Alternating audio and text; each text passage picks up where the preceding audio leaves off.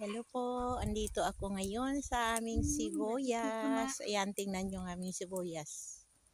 Ayan po, marami po siya. Pakita ko po sa inyo ang sibuyas. Ayan. Yan po lahat. Yan, medyo mayroon siyang damo. Hindi pa nabunutan ng damo. Kaya yan, tingnan nyo. Yan. Yan po lahat. Yan, yung mga sprinkle para magbibinyag kami. Yan lang ang pag may araw, bubukas, hahatak, dadalo yung tubig.